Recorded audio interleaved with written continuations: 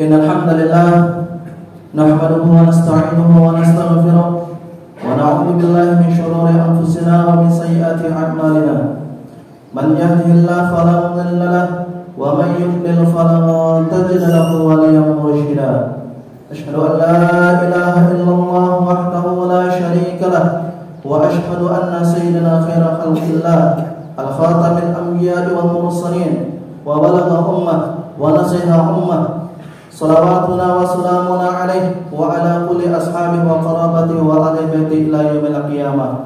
Fa ya ayyuhal hadirun ittaqullaha haqqa tuqatih wa la tamutunna illa wa antum muslimun. Faqad qarrara Allah ta'ala fil Qur'anil Karim wattaqu yawman turja'una fihi ila Allah thumma tuwaffa kullu nafsin ma kasabat wa hum la yuzlamun. Jamaah sidang Jumat yang dirahmati oleh Allah Subhanahu wa taala, setiap Jumatnya khatib senantiasa mengulang kalimat takwa di setiap khutbahnya.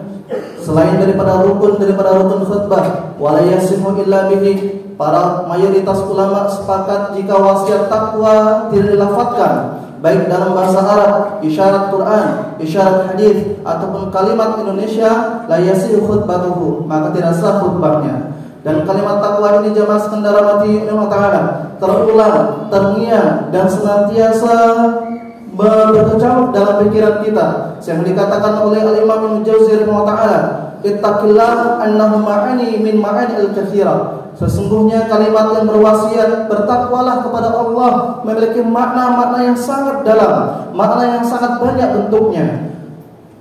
Yang pertama, innahu an-nasiha ilal akhirin. Sesungguhnya kalimat takwa itu adalah kalimat nasihat bagi saudara muslim yang ia cintai. Jamaah yang dirahmati oleh Allah Subhanahu wa taala, jika kita diberikan oleh saudara kita sesuatu berupa harta, berupa uang, pertolongan, jabatan atau apapun itu dari hal duniawi, maka kita akan mengingat orang tersebut sepanjang hidupnya dan bahkan kita akan mendoakan kebaikan untuk dia. Kenapa? Kita telah diberikan sesuatu yang menurut kita sangat berharga. Tapi tahukah jamaah sekalian dirahmati Allah Subhanahu wa taala, para ulama sepakat pemberian terbaik untuk saudara muslim yang lain itu bukanlah harta, bukanlah jabatan, bukanlah waktu, tetapi adalah an-nasihat, tapi adalah nasihat. Oleh sebab itu hampir 2000 hadis sahih yang meriwayatkan bahwasanya isyarat daripada sahabat, perilaku daripada sahabat, mereka senantiasa meminta, ausini, nasihati aku, wasiatkan untukku, wasiatkan untuk diriku. Kenapa? Pemberian terbaik itu adalah nasihat. Dan kalimat ittaqillah, bertakwalah kepada Allah, merupakan nasihat sebagai seorang mukmin dari mukmin yang lain. Nasihat dari Allah Subhanahu wa taala kepada hamba-hamba yang ia cintai. Maka jamaah sekalian dirahmati oleh Allah taala, jika seseorang dikatakan ittaqillah, takwalah kepada Allah, takutlah kepada Allah, dengarkan suara umatmu, dengarkan suara rakyat kecil, maka dia menyombongkan diri. Ingat Al-Baqarah 206 ketika Allah menegur orang yang diberi nasihat tapi menolak nasihat dengan alasan tertentu. Engkau tidak pantas memberikan aku nasihat. Apa kontribusimu untuk negeri ini? Apa pemberianmu untuk negeri ini? Engkau tidak layak untuk memberikan nasihat kepadaku. A'udzubillahi minasyaitonir rajim. Wa idza qila lahu taqillaha akhadhathu al-izzatu bil itsm fa hasbuhu jahannam wa la bi'sal mihad. Dan dikatakan kepada mereka, kepada orang-orang yang berbuat kerusakan, berbuat tidak adil, berbuat zalim, berbuat hal yang ingkar, bertakwalah, takutlah kepada Allah, kembalikan mandat keadilan, kembalikan syariat kepada pada tempatnya. Akhwadatul ismi, akhwadatul izzata bil ithm. Mereka mengatakan al-izzah, dikatakan fihi at-tayassuru fil mulk, yaitu menampakkan jasanya, menampakkan pemberiannya terhadap manusia. Betapa banyak orang ketika diberi nasihat, ia mengatakan, saya sudah berjasa kepada kota ini, saya sudah berjasa ke masjid ini, saya sudah berjasa ke umat ini, saya sudah berjasa ke negeri ini, bahkan saya sudah berjasa untuk dakwah ini, maka tidak layak engkau menasihati aku. Padahal dia berbuat salah, berbuat mungkar, berbuat kerusakan. Akhadul izzatu bil itsm, dia menampakkan kehormatannya dengan dosa. Maka jamaah sekalian dari mati Allah Ta'ala, benarlah dikatakan oleh Rasulullah SAW, wa in akbarat dzunub qila lahu li akhirin ittaqillah fa awsini bit taqwa wa nasiyakum anfusukum.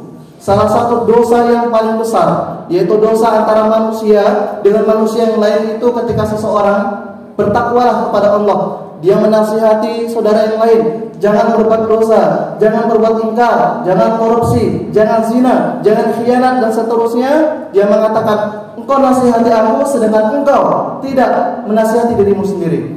Maka jamaah sekalian dirahmati oleh Allah Subhanahu wa taala, agama Islam merupakan agama nasihat yang sangat-sangat luar biasa. Di dalam nasihat ini, bagaimana kita melihat perbaikan umat, perbaikan para a'immah kita, perbaikan para rakyat kita, dan perbaikan semua dalam sendi kehidupan.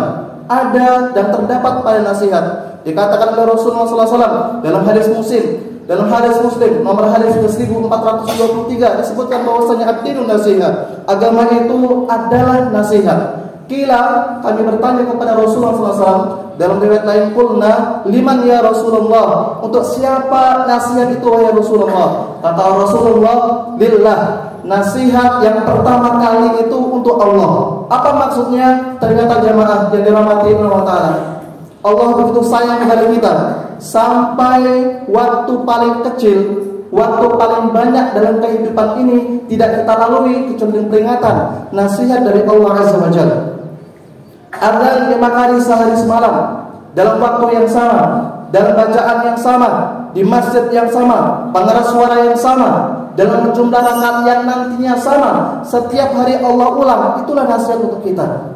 Apakah sholat duhur kemarin dan sholat duhur nantinya itu berbeda? Tidak, jamaah sekalian. Apakah sholat asar hari ini dan sholat asar besok dan kemarin berbeda? Tidak, sama. Tetapi kita masih memerlukan azan, pengeras suara, supaya terdengar ke telinga dan masuk ke dalam hati. Dan itulah nasihat dari Allah Azza wa Jalla. Yang kedua, Rasul menyebutkan walillah walil rasulih, nasihat pertama untuk Allah, kedua untuk Rasulullah. Jamaah yang dirahmati oleh Allah Ta'ala, bagaimana Rasulullah menasihati kita meskipun jasanya sekarang tidak bersama kita, meskipun sekarang kita tidak mampu melihat wajah Rasulullah Sallallahu Alaihi Wasallam, maka nasihat Rasulullah adalah bagaimana kita mengenal sunnahnya, mengenal hadisnya, mengenal perilakunya, mengenal akhlaknya melalui para ulama yang lurus yang kita melihat ilmu di dalamnya. Kemudian Rasul melanjutkan wali a'immatil muslimin wa amatihim, dan nasihat itu berguna, bermanfaat bagi pemimpin kalian, yaitu pemimpin kaum muslimin. Maka hendaklah para pemimpin kaum muslimin tidak tuli telinganya, tidak buta matanya, dan mampu mendengarkan nasihat, tidak anti kritik.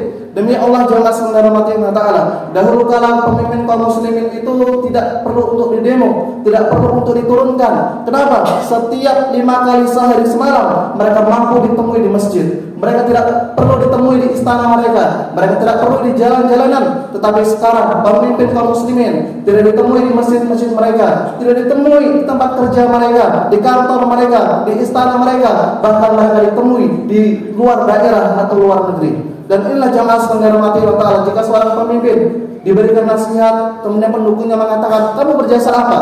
Kata yang maksud oleh Allah Ta'ala, dan lemparkan mulut pasir kepada mulut pembela penguasa. Ketika mereka diberi nasihat kebaikan, mereka menolak, mengatakan, apa kontribusimu? Apa yang telah lakukan kepada negeri? Padahal pemimpinnya sedang rusak, pemimpin sedang berbuat zalim, berbuat onar, tidak berbuat adil. Dan kemudian jamaah sekalian dirahmati Allah Ta'ala, wali a'immatil muslimin wa amatihim.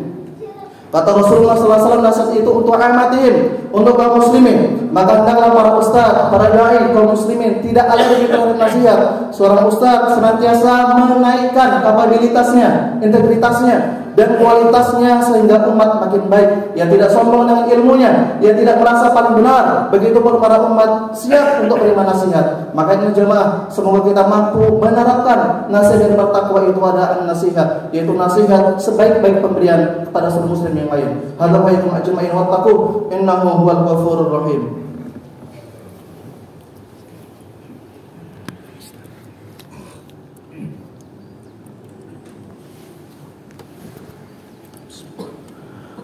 Alhamdulillahirabbil alamin, asyhadu an la ilaha illallah al-mutawahhid bil jalali bi kamali jamali ta'zim wa takbira al-mutafarrid bi tasrifil umuri ala tafsil wal ijmal takbira wa tarbira al-muta'ali bi ghadabati wa majdi alladhi nazzala al-furqana ala 'abdihi liyakuna lil 'alamin nadhira wa nahnu ala man qala rabbuna wa khaliquna wa qa'iduna wa shahiduna min asy-syahidin wa bima alzama wa ala jama' ghairi jahilin asyhadu an la ilaha illallah wahdahu la syarika lah syahadatan liman masyar wa asyhadu anna muhammadan ورسوله لا نبي بعده اللهم صل على سيدنا وحبيبنا وشفيعنا وقدوتنا محمد وعلى أنحاء سبق قرابته وأهل بيته إلى يوم الدين فيا أيها الحاضرون اتقوا الله حق تقاته ولا تموتن إلا وأنتم مسلمون اللهم اغفر لجميع الموتى المسلمين الذين شهدوا لك بالوحدانية ولنبيك بالرسالة وماتوا على ذلك اللهم اغفر لهم وارحمهم وعافهم واعف عنهم وأكرم نزلهم ووسع مدخلهم واغسلهم بالماء والثلج والبرد